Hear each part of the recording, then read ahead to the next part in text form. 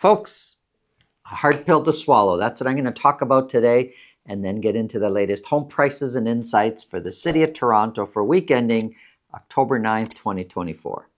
Now, let me start by saying I'm not going to be giving you financial advice. I'm not a financial advisor. Everybody's situation is different, but I am going to be talking about my observations and what I see.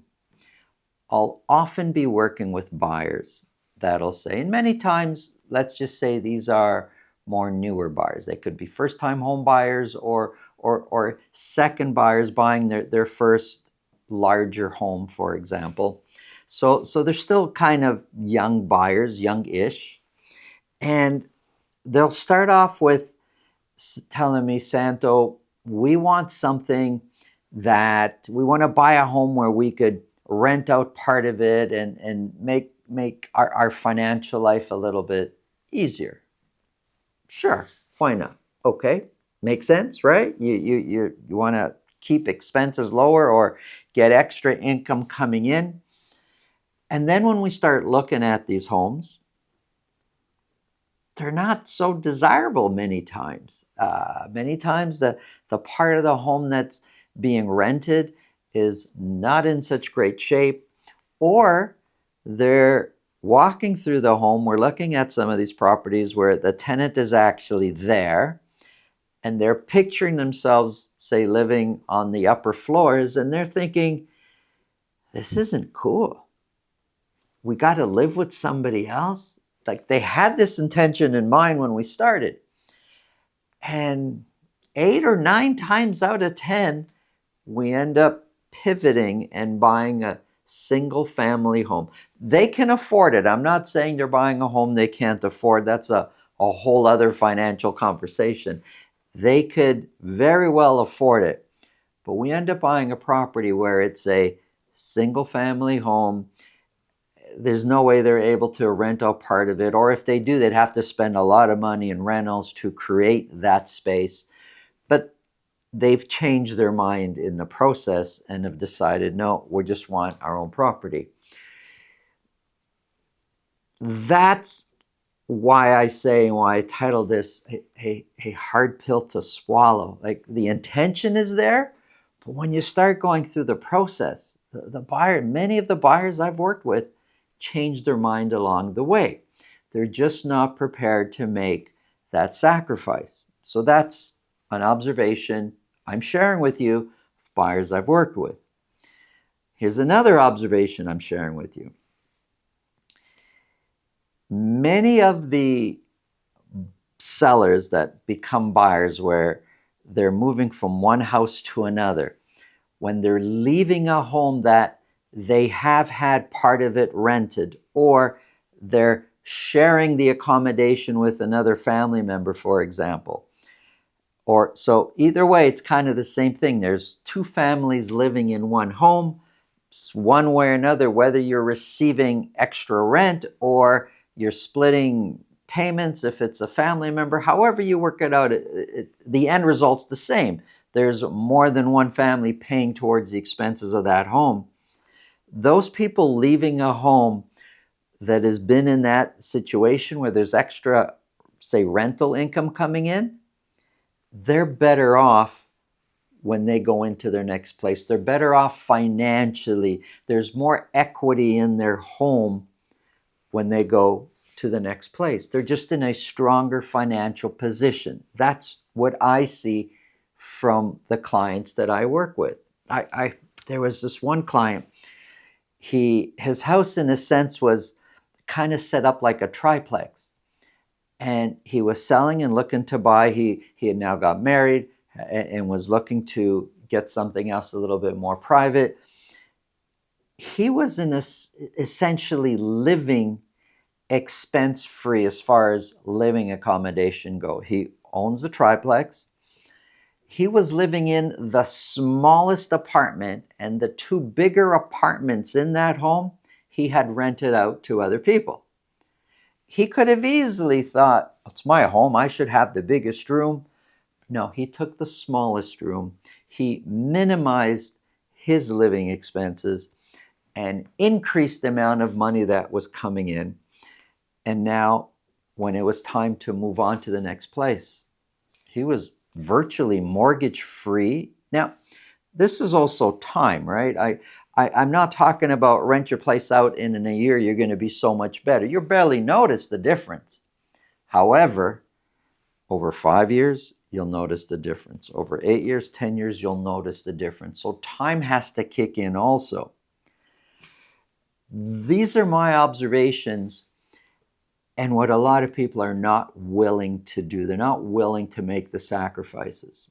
The home I was born in Toronto, it was my parents, then eventually myself, my brother and sister, there's 5 of us, my dad's brother, so my uncle with his wife was there, and my grandparents, all living in one house, and it was a semi. The attic even got turned into a bedroom. And for years, that's all I knew. This seemed normal. And this is what our other family members did. Now, I'm not telling you I'm not giving you financial advice that you got to do that. But I just see a lot of people making mistakes today financially because they got to have the biggest, shiniest now, right away, their dream home immediately, and are not necessarily prepared to make the sacrifices. And I know a lot of you in the comments are going to say, oh, renters, they're terrible, they don't pay. For sure, there's bad situations. But the vast majority of tenants do pay the rent and are great people. We only hear about the really bad ones. We never hear about the good ones. The vast majority are good. But everybody starts off, often, not everybody, but often, the buyers I work with start off with the intention of, we want to bring in as much money as we can. But once we get into it, they change their mind. It's like they're not willing to make that sacrifice. It sounds good on paper. It sounds good ahead of time. It sounds like a great game plan. But when you really think about it, isn't, and again, I'm not trying to give you financial advice and tell you what to do. But the essence of financial security is you've got money coming in, income, and you've got expenses going out. Well, income, expenses, the wider that gap, so the more income you could generate and the fewer expenses you could have, the larger that gap, the more secure you are, the more financing, the more money you have access to, the more financial security you could have over time.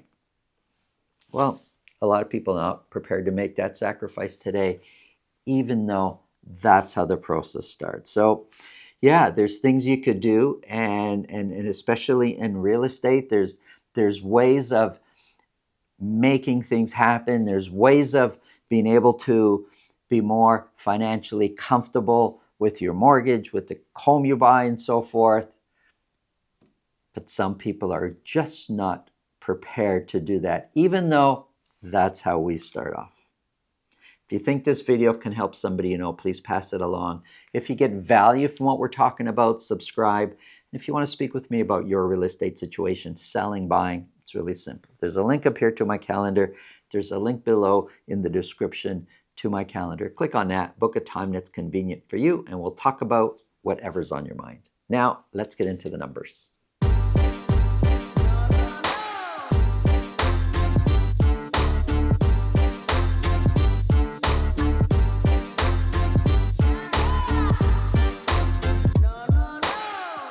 Folks, we have 2 semis in South Etobicoke just completed with a legal secondary suite, totally independent of the main living areas.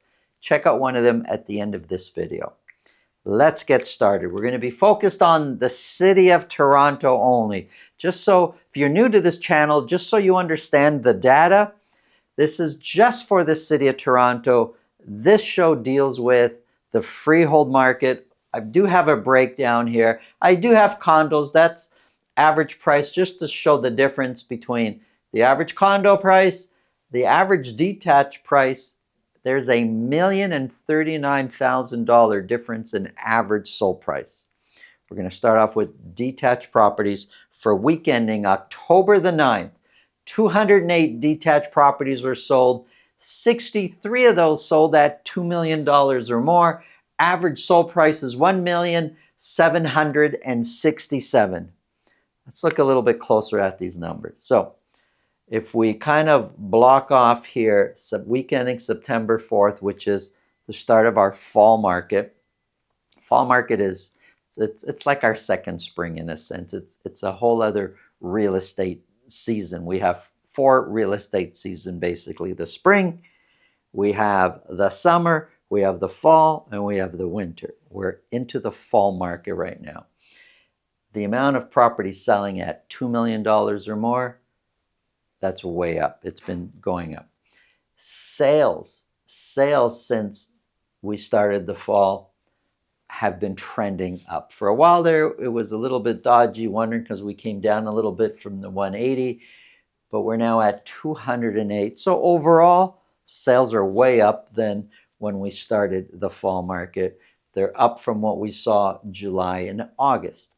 Average sold price, although on a weekly basis, you'll see up and downs. Overall, it's been trending up. We're at $1,767,000 now. Average price has been trending up. Compared to last year, $1,767,000 is 10% higher than where we were this time a year ago. Now, this time versus a year ago, well, this year we sold 63 properties at $2 million or more. This time a year ago, it was only 26. So a big difference there. The median price is $1,440,000. That is 12% higher year over year. And when we look at the dotted line, which is a 4-week moving average, and I'm just looking at from September 4th onwards, the fall market, you can see average price and median price trending upwards. 208 were sold, a third, 33% sold at list price or more. Listings are coming down on a weekly basis, actually, since the fall started. We shot up, but they've been coming down ever since September 11th that week. Active listings, it's up and down in the fall market, but it's relatively, it barely has moved. We're at 2,187 active detached properties available for sale across the city of Toronto, and months of inventory has been trending down. As months of inventory trend down, the typical reaction in prices is that prices go up. So we're sitting now at 2.4 months of inventory. That's for the whole city. When we break Toronto down into 9 different sections, some areas are outperforming the average. East York, Riverdale, Beaches, 1.5 months of inventory, 41% sold at list price or more. It's a competitive market there. High Park, Parkdale, 1.4 months of inventory. Etobicoke, 2 months of inventory, which is just a little bit lower than the overall average. And Scarborough is where we do a huge amount of sales in Scarborough, 2.4 months of inventory, which is the whole city's average. Let's take a look at semi-detached properties. Also, sales overall higher than where we were for July and August. 55 semi-detached properties were sold. 13 of those sold at $1.5 million or more.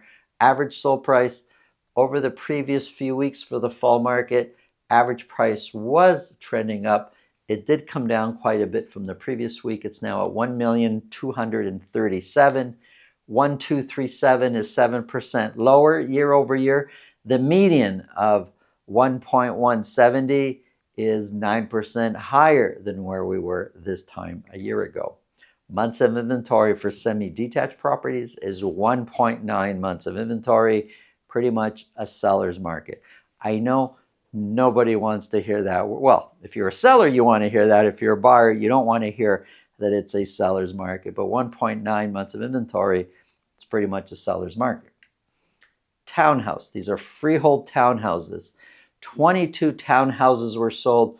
22, when we look at the whole year, we have a 24, we have a 24. 22 is our third most productive in sales for townhouses this whole year so far. So 22 were sold. 2 of those were at 1.5 million or more.